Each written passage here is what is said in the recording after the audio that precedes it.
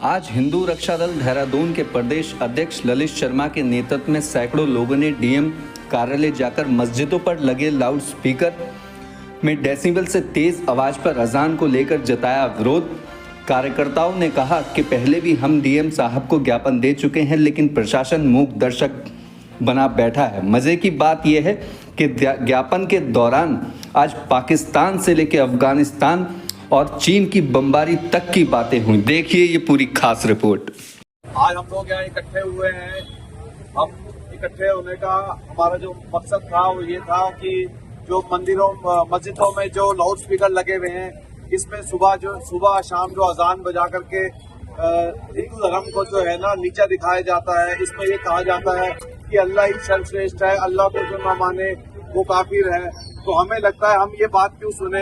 अगर तुम्हें ये बात करनी है अपने धर्म अपनी मस्जिद के अंदर करो। कभी कभार सुबह 5:30 बजे जब हमारी आँख खुलती है तो कभी इस मस्जिद से आवाज आती है, कभी उस मस्जिद से आवाज आती है। हमें ऐसा महसूस होता है हम पाकिस्तान या अफगानिस्तान या किसी और ऐसी कंट्री में, हमें लगता ही नहीं हम हिंदुस्तान में है। सुबह 3:30-4 बजे सायरन बजता है, ऐसा लगता है जैसे चीन ने भारत पे हमला कर दिया हो। हम ये सोचते हैं, बिल्कुल सही बात है, हम ऐसा सोचते हैं जैसे चीन ने भारत पे हमला कर दिया हो। इतनी तेज सायरन बजता है, वो सायरन हमारे कान में घुसता है।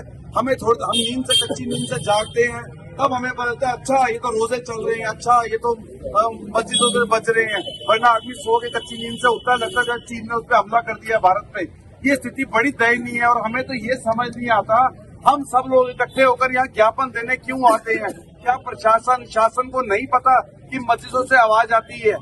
क्या ये जो बड़े अधिकारी हैं ये भी तो हमारी तरह रात सोते उठते बैठते जागते होंगे, इनको भी पता होगा कि देश का कानून क्या है, आवाज आनी चाहिए। सम्मान करते हैं। नहीं साहब, विकासनगर में भी ऐसे ही हम प्रशासन का सम्मान करते हैं, इसीलिए प्रशासन के पास बार बार आते हैं। इतनी लोगों का, इतनी महिलाओं का आने का मतलब पीड़ित है ये महिला। ये किसी ने भीड़ पैसे देके नहीं बुलाई। ये जिस तरह के मुसलमान जाके क्या नाम MDDA में और आपके यहाँ का घेराव करते हैं, इस तरह के लोग नहीं है।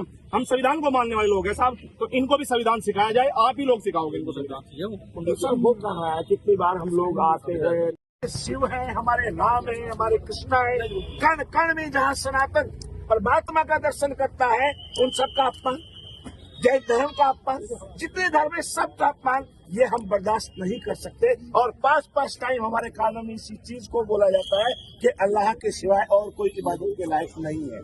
यही कानून बना है तो प्रशासन का काम है सब पालन और व्यवस्था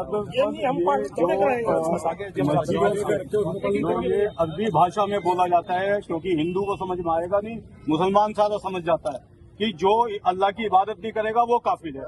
तो यहाँ पे जो जितने लोग आते हैं हिंदुस्तान की है, बजाते यहाँ की है और बात करते हैं पाकिस्तानी मानसिकता की, वो बिल्कुल नहीं चलेगा। हमारा ये मानना है दोनों ही के बावजूद भी हम ज्ञापन देने यहाँ पर आते हैं। हम 1 महीने से आ रहे हैं, हम बार बार SSP महोदय को, हम SP साहब महोदय को, हम DM साहब महोदय को बता रहे हैं।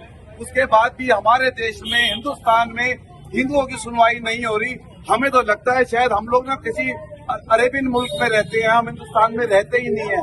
और आज जबकि इनकी आबादी 20% है, तब ये लोग इंस्टाग्राम पे, सोशल मीडिया पे लिखते हैं कि हम आवाज कम नहीं करेंगे, जिसमें दम है वो कम करा ले। मैं सोचता हूँ जितने 40, 50, 60% होंगे ये तो हमारे घरों में घुस के लाउड स्पीकर लगाएंगे या हमें घरों में घुस के नमाज पढ़वाएंगे।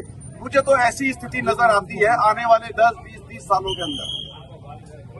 आज हमारे प्रदेश अध्यक्ष ललित शर्मा जी इंस्टाग्राम पे पोस्ट डालते हैं कि हम लोग मस्जिद से लाउड स्पीकर उतरवाएंगे, तो उसमें इतने गंदे गंदे कमेंट लोग लिखते हैं कि तुम्हारे में दम है, आओ हमारी इस मस्जिद में पढ़ के दिखाओ, तुम्हारे में दम है तो आओ लाउड स्पीकर उतरवा के दिखाओ।